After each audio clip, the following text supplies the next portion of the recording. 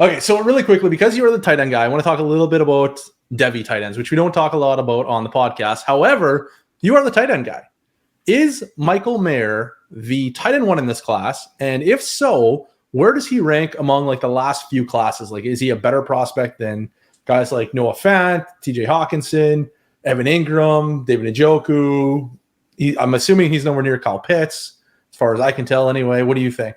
Well, I would say he's definitely the tight end one, because I struggle to like name more tight ends because it's early in the process for me. I don't play Devy. Like, I follow the chart because the chart does a pretty good job. So Wait a second. You don't play Devy at all? No Devy. I do a lot of my rookie research, like as they go into the draft season. Like, I find out a lot about them. You know, obviously draft capital is going to be a huge part of the equation, but especially like we talk about the tight ends. Like, I want to know where Meyer's drafted. I'm going to assume first or second round. We get to the basics, the height, weight, like he's fine there. Sports Reference has him at 6'4", 249, but we just want to make sure he doesn't balloon to like 260, 265. And if he's running like below 4'7", those would be concerns if he does any of that. But as far as like college production, Player Profiler right now has him charted for his junior season, 25% dominator. That's just good enough, or that's good, really good. Even if we don't get a better junior number, that was his sophomore season, that they charted, not his junior.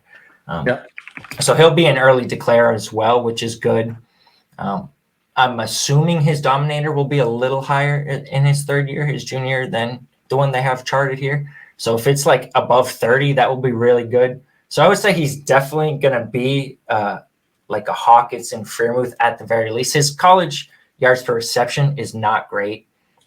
It's only at 12.1. He's been at 10.7, 11.8, 12.1, which is really low in the checklist. Like, out of the top 9 guys, nobody's below 13.8 in college. We have Pat Freiermuth at 13.8, but everybody else: Dulcich 18, Kittle 14.3, Hawkinson 15, Njoku 16, Goddard 14.7, Kelsey 16, Pitts 15, Andrews 15.5. So that's like a really low number for Mayer, which is kind of a concern, especially if he doesn't run a fast 40 time, because then again wouldn't be a great athlete, and it doesn't show up on paper, like, despite the limits.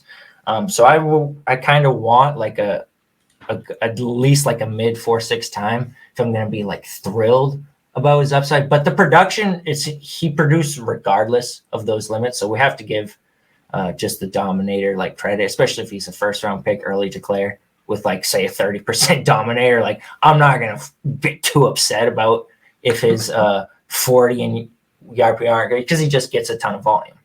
Have you ever seen him? I've watched a little bit. Like, I've seen him play. I haven't scouted him. He looks enormous. He's a little clunky. Enormous. But I'm a big film grinder. You probably didn't know this about me, but on Saturdays, like, I'm in front of the TV with my notepad out, making notes. Like, Michael Mayer looks enormous. I actually don't know how to say his last name. Is it Mayer or Meyer? Who knows? Jelani, it doesn't matter. He is a threat after the catch, though. Like, he is hungry after the catch. He is not somebody I would be trying to tackle in the open field. I'll tell you that much. You want to know something wild about the Michael Mayer profile right now? He led the team with 809 receiving yards this year. Do you want to know who second on the team was, or how many yards second on the team had? 340. So his dominator is probably going to be above 30% then, huh? He's going to have a monster one. Yeah, and he's also scored 9 touchdowns receiving, and I think they only had like, what did they have? Maybe 20? Like, he probably scored half their touchdowns. Yeah. So I would say he's got exciting. A very high floor. The floor is like, worst case, you're getting like TJ Hawkinson. I was going to say, I feel like he's like a Pat Freiermuth, TJ Hawkinson, like, mold, where we're going to be fine with him, but I don't know that he's ever going to win your league for you.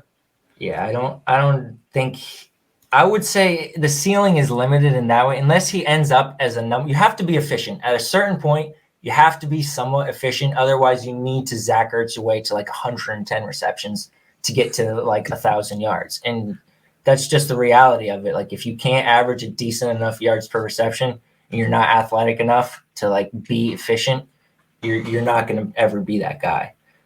But at tight end, I mean, there's value in just having a Pat Fryermuth or TJ Hawkins, just because of how ugly the position can be. So I got one more question for you regarding rookie or Devy tight ends, and this is not on the show sheet, so you're completely unprepared. I have this strange infatuation with this player. I've liked him since he came into the NFL or into college football because I believe he's a 5-star recruit, but I think he might have been a 5-star recruit O-lineman. His name is Darnell Washington. Have you heard of him? Yes. He's not going to show up well in your profile at all. There's going to be a lot of red. So why do you like him? Because he's a freak. That's it? Are you playing me? Because that doesn't... He's doing well. Like, he's doing fine at Georgia with Brock Bowers, who is like a completely better prospect. But Darnell Washington, I think, is going to be really cheap in rookie drafts. He's always been really cheap in Devy because he's never really done anything, despite being this like super freak college recruit. And he's just like, again, film grinder extraordinaire. Myself, of course, seeing the clips on YouTube of people unable to tackle him because he's 6'7", 265 pounds. It's just a lot of fun. I'm hoping that he's a lot. Are you trolling me? You're definitely not a Darnell Washington fan. You're trying to get me to make a case again. No, man. I like Darnell Washington because he's been free in Devy for years. That's the only reason I like him. Because I'll tell you, we talked about before, like what people have against the tight end position, like about draft capital, right? Because they throw Travis Kelce, Kittle, and Waller out there. Oh, these guys are not drafted high, blah, blah, blah. The guys who were Evan Ingram and OJ Howard freaking killed me. Nothing's predictable about tight end, right? That's what it basically boils down. It's the simplified version of tight ends, who everybody who's ever been hurt and doesn't want to accept that maybe there's some predictability to the position. Because OJ Howard, like, he's not somebody who profiles good. Like, we had a what did he run? Let me look him up. He's in the extras now because he's not even in my top 40. 4.51 40. All right, first round pick. Those are good data points. Like, especially we talked about earlier. Like, he was basically guaranteed a top 12 season, which I believe he did hit. But 15% dominator in college, that's not good. He was not productive in college, and he was a late declare. He was outproduced by guys who were fringe practice squad talents in the NFL. Like, I'm trying to remember, like DeAndre White or something was his name. I mean, he was not involved in college at any point. He ran a 4.51 40, and he got drafted in the first round. But there were red flags across the board. Like, all right, he's not an early declare. He was never in any one season. We're just asking for one season. I'm charting dominator, not a full career's worth. This is a single season high. Like, and he couldn't get above 15% at any point. That Darnell Washington, I mean, I don't know what he's going to be at this year, but they have the previous year. He's at 6.9%, man. I have very, very, very, very few people below 10%.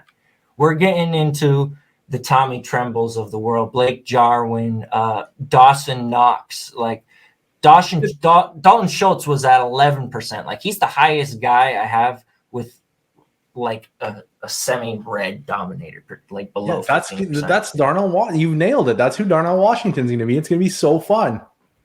Yeah, you were trolling me. You hate Darnell Washington. I love Darnell Washington as long as he's available in the 4th round of my rookie draft. Yeah. In the 4th, that's the kind of guy where you might be able to just flip him for a 3, like just based on from when you buy him. Like, that's a harmless dart throw. I think tight ends are pretty easy bets in the 4th round to like turn into 3rd round. Like, you drafted Daniel Bellinger. What has he done? Like, he had a touchdown, a couple receptions. He's immediately worth like a 3. Even before he did like the 5 target games. Like, after the first 2 games, he's immediately worth a 3. So like the bar, like for a 4th round tight end to now be, I'll pay a 3. It's very low. Chigakonkwo, like, you can get multiple 3s for Chigakonkwo now, and you drafted him in the 4th round. So I think the hype from 4th, like, it's so low, the bar for a rookie tight end. We want to just see this guy make one play that ends up on red zone. And we're like, all right, now he's worth 3. Like, oh, for sure. So I don't mind spending 4th round picks. It's basically that or running back, backup running back. I would go running backs first, but that's all I think he's probably going to be to me. He's going to have to get drafted really, really high. He'll probably be like a 3rd round pick. He may not even declare this year. Who knows? He should, though, because Brock Bowers is going to eat his lunch again next year, so he should get out of there. Yeah. So I think we're in agreement on Darnell Washington. Yeah, he's great. Everyone should buy him. Are you doing this podcast specifically for your league mates, or are you just saying to everybody in your league? No, there's just not a lot of tight ends in this class. Is really what it comes down to. It's hard to a lot of it for me is I can tell the early breakups. If you heard of a guy 3 years ago, it's probably a good thing, right? If I haven't even heard of any of these other tight ends by now, it's not a great thing for the depth. No, that makes perfect sense. Okay, so Michael Mayer, indisputed tight end 1 in the class. Darnell Washington, indisputed tight end 2 in the class. Hoping to get him in the 4th round, and that's where we're at.